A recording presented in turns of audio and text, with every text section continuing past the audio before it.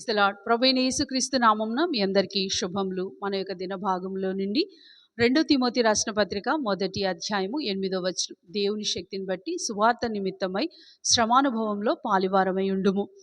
దేవుడు తన యుద్ధ వీరులను శ్రమ అను దేశంలో నుంచి తీసుకొస్తారు. ఆయన తీసుకొచ్చే విధానం, ఆయన పిలిచే విధానం ఎంత కష్టమైనా, ఎంత క్రయమైనా సజీవ యాగముగా చెల్లించు వారినే సిద్ధపరచుకుంటాడు. ఆయన చిత్తము వారి జీవితంలో నెరవేర్చబడాలి. మరి ముఖ్యంగా సువార్త అనేకులకు ప్రకటించబడినట్లు దేవుడు తన వారిని సిద్ధపరుస్తాడు. అందులో నుంచి సువార్త వీరుడుగా అదోనీరామ్ జడ్సన్ యొక్క మాటలు చెప్పాలని ఆశపడుతున్నా. ఆయన అంటాడు కదా, త్యాగం లేనిదే ఏ విజయం రాదు. ఒకవేళ విజయము త్యాగం లేకుండానే నీ దగ్గరకు వచ్చిందంటే నీకంటే ముందు ఎవరో నీ కొరకు త్యాగం చేసి ఉంటారు. ఒకవేళ ఆ త్యాగం ఎంత చేసినప్పటికీ నీకు విజయం రాలేదు అని అంటే రానున్న దినాలలో, రానున్న తరానికి అది ఒక గొప్ప విజయోత్సాహంగా ఉండబోతుంది అని తను చెప్తా ఉంటారు. అదోనీరామ్ జడ్సన్ యొక్క బాల్యము ఎంతో భక్తిగా పెరిగినవారు. ఆయన కేవలం 17 సంవత్సరాలకే యూనివర్సిటీ విద్య అభ్యసించడానికి వెళ్ళినవాడు. ఆయన యూనివర్సిటీ విద్య చదివేటప్పుడు ఒక నాస్తికుడితో సహవాసం కలిగి ఉన్నప్పుడు ఆ దేవుడే లేడు అనే ఒక బోధలోకి వచ్చాడు. ఆ మాటలు విన్న తల్లిదండ్రులు ఎంతో బాధపడ్డారు. కానీ చాలా రోజుల తర్వాత ఆయన ఒక భయంకరమైన స్థితి చూసిండు. ఏ నాస్తికుడైతే దేవుడే లేడని చెప్తూ అందరికీ ప్రకటన చేస్తా వెళ్ళాడో అదే స్నేహితుడు తన పక్కన దేవా దేవా ఇక నన్ను క్షమించు అని తన చిట్ట చివరి స్థితిలలో ఆయన ఏడుపు, ఆయన కన్నీరు చూసి ఈయన ఎంబటే మారుమనసు పొందినవాడుగా ఉన్నాడు.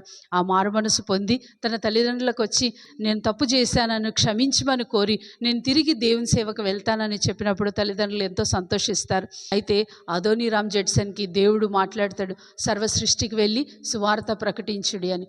ఆయన చాలా కాలం వరకు అట్లా ఉండి లండన్ మిషనరీస్కి, అమెరికన్ మిషనరీస్తో పర్మిషన్ అడిగి వెళ్ళడానికి ప్రయత్నం చేస్తాడు. ఒకసారి అదే సమయంలో యానీ అనే ఆయనకి పరిచయమై వివాహం జరుగుతుంది. ఇద్దరు కలిసి కలకత్తా ప్రాంతానికి సువార్త ప్రకటించడానికి వచ్చారు. కానీ అప్పుడు ఈస్ట్ ఇండియా కంపెనీ వాళ్ళు ఏ విధమైన పర్మిషన్ ఇవ్వలే. ఆ పర్మిషన్ ఇవ్వకుండా వాళ్ళు వెళ్తూ బర్మాను రంగూన్ ప్రాంతానికి వెళ్ళారు. ఆ రంగూన్ ప్రాంతానికి వెళ్ళేటప్పుడే ఆ ఓడలోనే వారికి ఒక కుమార్తె జన్మిస్తుంది. కానీ ఆ ఓడలోనే చనిపోతుంది. ఇటువంటి అనేకమైన శ్రమలు వాళ్ళు చూస్తూ వచ్చారు. కానీ ఆ ప్రాంతం వెళ్ళాక అది పూర్తిగా బౌద్ధ మతంతో నిండిపోయిన ప్రాంతం.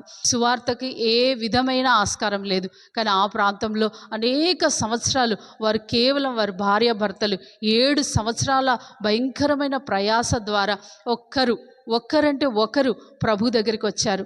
ఆ తర్వాత ఇవన్నీ ఒకరి తర్వాత ఒకరు మార్పు చెందడం ఆ రాజు చూసి ఆయనను తీసుకెళ్ళి జైల్లో పడేశాడు. 20 నెలల దీర్ఘ భయంకరమైన కఠిన కారాగార శిక్ష ఆయన అనుభవించాడు.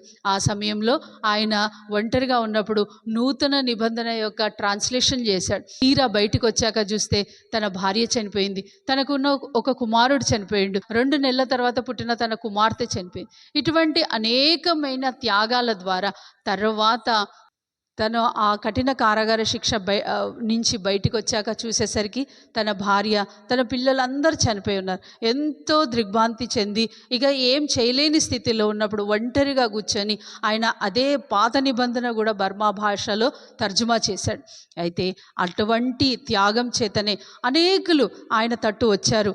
ఆయన దగ్గరికి వచ్చి ఈనాడు 48 లక్షల మంది క్రైస్తవత్వంని అక్కడ నమ్ముకొని ఉన్నారు. కేవలం ఆయన యొక్క త్యాగమే. ఆయన మొదటి అమెరికన్ మిషనరీగా బర్మా ప్రాంతంలోకి వచ్చి అనేకులకు సువార్త ప్రకటించిన వారుగా ఉన్నారు. మనకంటే ముందు మన పితరులు ఎంత త్యాగం చేశారు కాబట్టి ఈనాడు మనం సంతోషంగా ప్రభుని అంగీకరించి ప్రభుతో నడుస్తున్న వారం. మనం కూడా మన భవిష్యత్ దినాల కొరకు, ఆ భవిష్యత్ తరాల కొరకు ఆ సువార్త ప్రకటించుకుంటూ అనేకులకు తన దేవుని యొక్క గొప్ప వార్తను ప్రకటించడానికి ప్రభు మనకు సహాయపడుగాక. రండి ప్రార్థన చేసుకుందాం. ప్రియమైన తండ్రి, యేసు ప్రభు ఘనమైన నామంలో మా ముందు మీరుంచిన గొప్ప భక్తుల యొక్క చరిత్రను బట్టి మీకు వందనాలు. మేము కూడా వారి యొక్క మాదిరిలో వెళ్ళి దేవ సువార్త ప్రకటించడం ఎంత శ్రమ అయినప్పటికీ ముందు పోటకు మాకు సహాయం దయచేయమని ప్రార్థిస్తూ యేసుక్రీస్తు నామంలో ప్రార్థిస్తున్నాం తండ్రి, ఆమేన్.